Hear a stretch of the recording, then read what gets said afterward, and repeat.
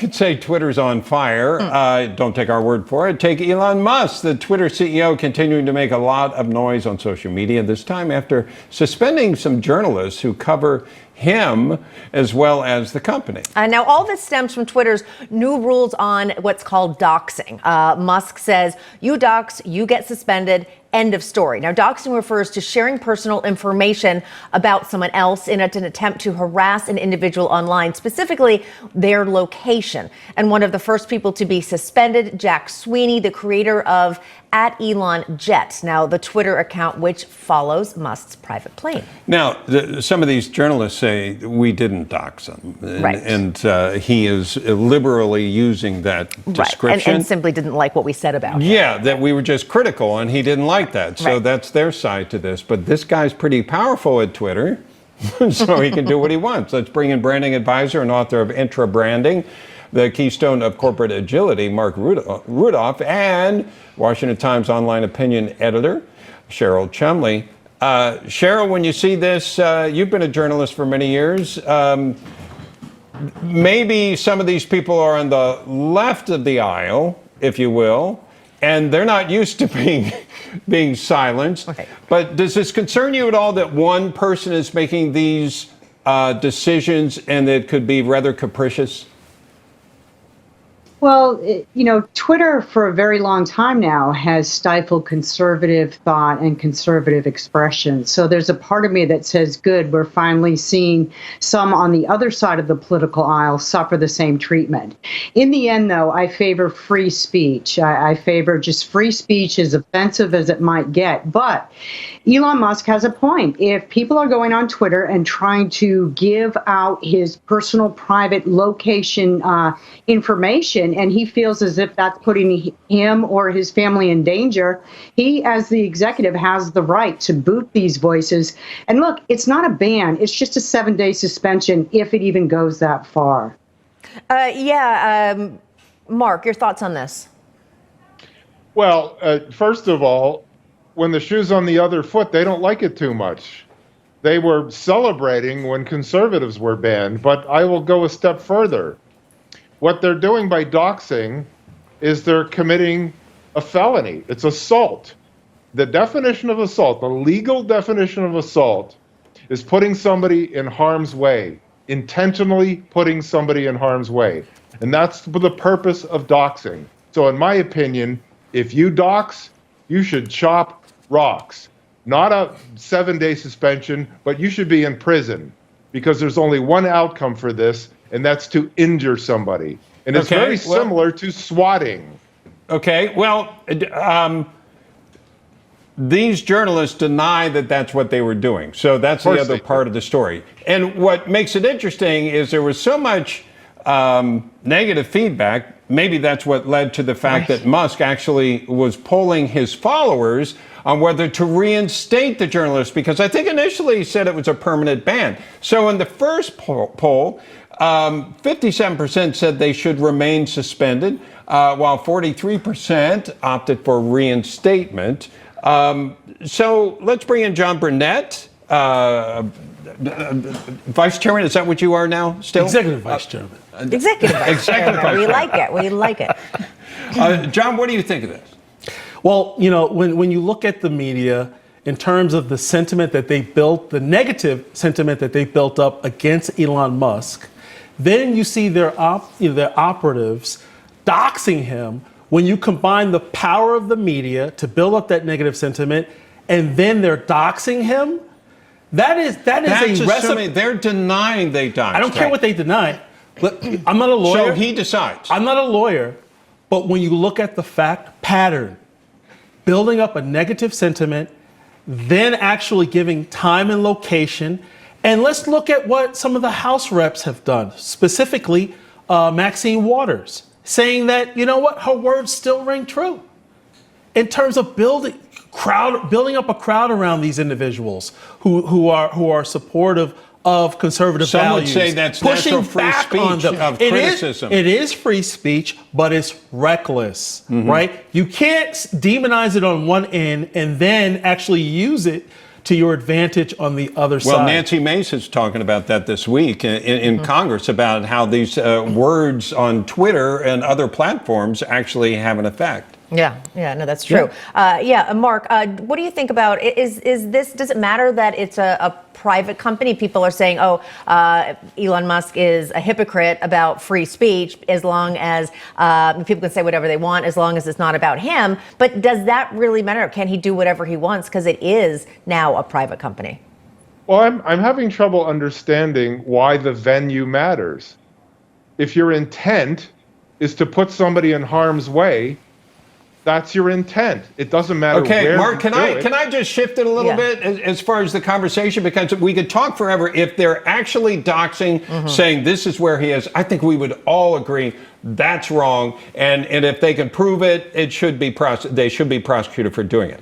Now, there's the other side to this that I was hoping we could also explore. Is this something where this is his baby? And whatever he wants to do, Mark, he can do. And as if they're not doxing, can he just decide, I don't like that journalist, I don't like that journalist? Or if he has the luxury of having Section 230 in which he can't be sued for what's put on the platform, does he need to have more hands off? Well, he did say, you can criticize me all day long, and I don't care. And I think that's what he said, but then he suspended them. So if they were not doxing him, that's exactly what happened.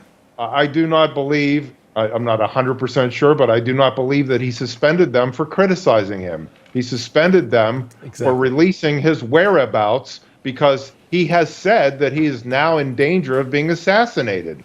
Targeting his kids, so it's very dangerous for him. That's what he's claiming. Now, I'm trying to have a conversation about, you all, especially Cheryl, you've done a lot of journalistic work. The idea that some guy with a platform that some people make money off of by their exposure, if nothing else, getting things out there, can just decide whatever he decides goes. Now, before, Cheryl, I'm sure you would be first to point out, there were a handful of people, and they were keeping conservative voices silent. And now these are some liberal voices that are being silenced, but it's one guy doing it. Is that okay? Right. You raised the private market issue, which is very valid.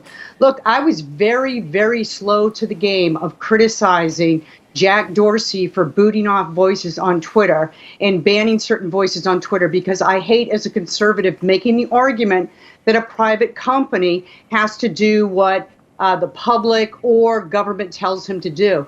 And then it was proven that he was basically exploiting the Section 230. So I'm going to go back to the private market question that you asked and say, yes, Elon Musk, as head of a private company, has the right to boot voices he doesn't want on there, just the same as the Washington Times has the right not to publish or publish the voices it wants.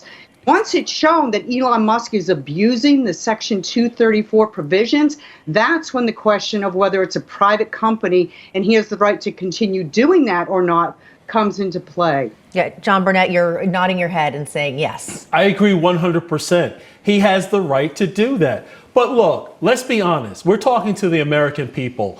If you were a public or private CEO of a similar company and there's a media outlet, right, or mainstream media as a whole is building up a negative sentiment against you, whether private or public, right, then they're doxing you. That is risk. Well, the doxing, we all agreed. That's a given. So again, whether it's public or private, right, that I don't want my... Look, even if they're not out to get me in terms of physical harm, I don't want my public information out there. I don't want my public whereabouts out there. Yeah. I'm a public. No, agreed. I am of public interest, not just because I am the CEO of Twitter, right? Yeah. Because Tesla, SpaceX, so many different elements, right, that I represent in the public domain. So whether I'm a public CEO or private CEO, this is not to be tolerated. Of course. We already said that. Right. If they're actually doxing him. Whether public or private, Bob, doesn't matter. I'm not arguing with that That's the point I'm making. I'm arguing the point that these people are saying it's not doxing. I'm trying to shift the focus on what should this platform be, and what responsibility does he have to step back and have a policy that allows free speech, even to people that don't like him. In a few it's years, not about the in doxing. a few years, right? We're on this at this point in time. We're private. In a few years, he's going public, right? And you're going to be there. So we're going to be coming full circle. All right, stand by if you would, folks. Younger millennials have their rent and food and other bills paid for by their parents. Their discretionary spending increases. This year's sales of luxury goods grew 22%. And much of this rise is due to the new generation of younger buyers entering the market. So joining us, branding advisor, author of Interbranding, the keystone of corporate agility, Marc Rudov, GOP strategist, Newsmax columnist John Burnett, and the Washington Times online opinion editor, author of Socialists Don't Sleep, Cheryl Chumley. All right, John, I'm going to start with you here. It's not just, okay, Gen Xers are moving with their parents, they're spending money, they're buying luxury goods. It actually was enough to boost luxury sales in the retail markets. Your reaction? Leave it to these young progressives to try to boost the economy, right? During a recession. Look, out of respect for parents, this is the financial approach that you should take.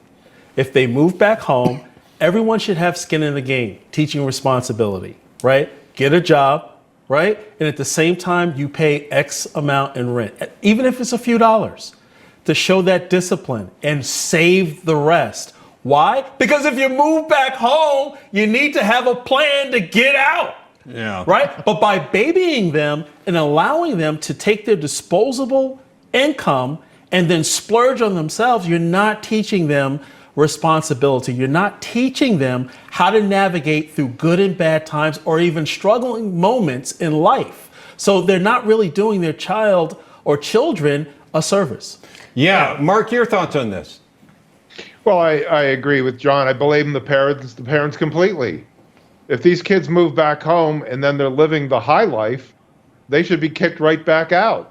If you have money for luxury goods, you have money for rent. Get the hell out. Stop being a baby. So I blame the parents. And it's no mystery who is voting for Joe Biden. It's little snowflakes like this who are completely irresponsible.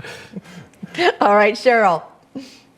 Well, I have 4 kids, and 2 of them I helped on their way out. And I did it because they knew early on that once they were out of college or once they stopped going to college, then they would start paying rent. And I kept raising their rent until it matched what they would pay outside of the house. So they were happy to move out and get away from my rules. And my next 2, they know what's coming. And I agree. It's weak parenting. Yeah, that's a great good idea. fiscal smart. policy. Yeah, that's great. I like that. Good thinking. By the way, can we show the video? Do we have the video of the parent who dressed up as a Grinch? Oh, that's a good one. Get all these parents reacting to this. The parent dresses up as a Grinch to come in and steal the gifts. I wanted to see what you thought about this.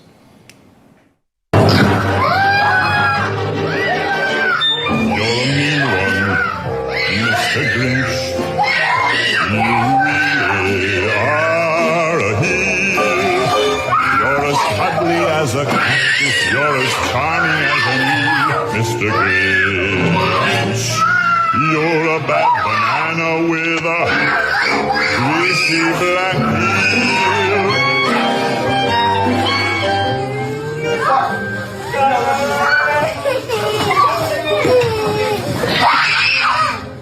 Wow. Cheryl? Oof. Wow, that's pretty tough. That's a little harsh. That is guess harsh. There's 2 kids who won't be hard pressed to move out. I mean, that's one way to go. That's so true. I mean, the thing that struck me about this is the parent could have left after the kids attacked him. Yes. So they would have saved the day. Yeah, They'd saved we Christmas. saved Christmas. Right? But in this case, Mark, that knocked over the kid. And Well, the sad part is that those kids were 25 years old. and hadn't moved out. This was his way to get him out. I see what you did there. That was good. John, your thoughts? Well, the thing is, I like it actually, but you know what? A lot of people on the left, they probably would say that it's child abuse. But the thing is, I like the way it played out, and how I would have dealt with it is say, you know what? You have to be good and promise to be good. I would have had a contract. They would have had to actually sign it and say, you know what? If you're good, then I'll actually go and negotiate to get your Christmas gifts back. Oh, wow. Wow. You're tough too. Yeah. You have a son, right? Hey, I'm about fiscal policy. You have to have skin in the game, and I can negotiate on your behalf if you behave. But what if they were behaving? And It's teaching lessons at an early age. They'll never forget it. They're going to be. I said the therapy bills are going to be crazy. All right. Which should we show next? Should we show the kids playing the instruments or go into this story about the president of a California school board? Kids play the instruments. Okay. Yeah, that's a little too heavy. Yeah, I was going to say the juxtaposition, Okay. not so much. So Cheryl, I don't know if any of your kids played instruments. John, you had a son. You have a son, right? A daughter. Oh, you're extra tough. I'm so sorry. You had 50-50 shot. Yeah. How do you know? Mark, how about you? My kids are grown. Well, that doesn't matter. But let's put your mind in the Go back position in of these time, parents. yes. Go back in time. Let's say they were playing instruments, and this was their Christmas pageant.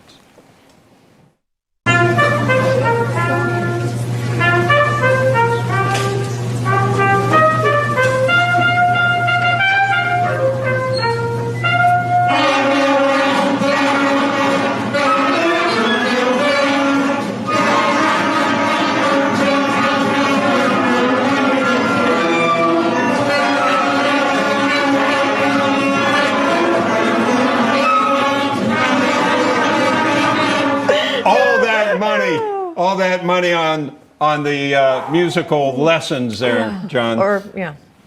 Taxpayer money actually went toward that? Oh my goodness. No. I'd be tough. I assume parents are, they have their kids learning how to play something, and then they get the Christmas pageant. I had high standards for my daughter. She's an adult now. She's married. Yeah. And does she ever talk to you? Absolutely. You know what? After her first semester in college, she said, you know what? Thanks, Dad, for being hard on me. Yeah, now you I told me about understand. that. Yeah. You taught me how to think. Now I can navigate while I see other students struggling. Yeah. That is why she would have never played an instrument like that. Why? Because she knows that she has to put in the work in order to reap the rewards. Cheryl, final thought.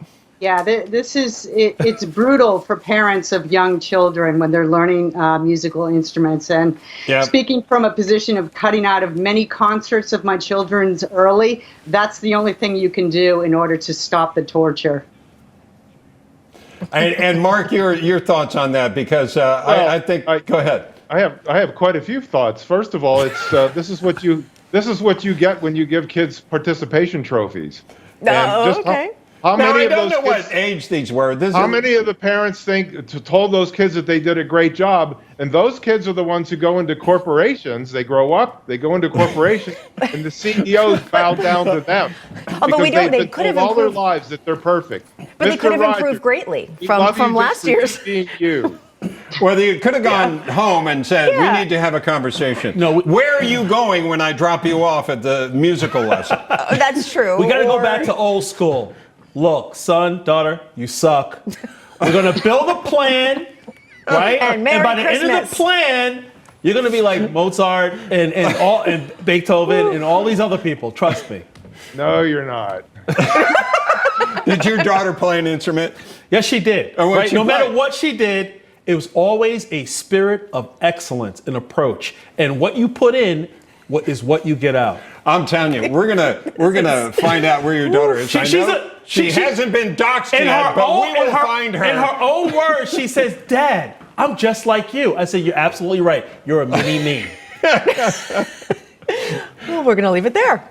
He hides all of this toughness with that smile, you know? She has a good smile, too. But she does. And she smiles with excellence. All right, John Burnett, Marc Rudov, Cheryl That's a good Chumley. book right there. Smile The with Smile of Excellence. Thanks so much for joining us.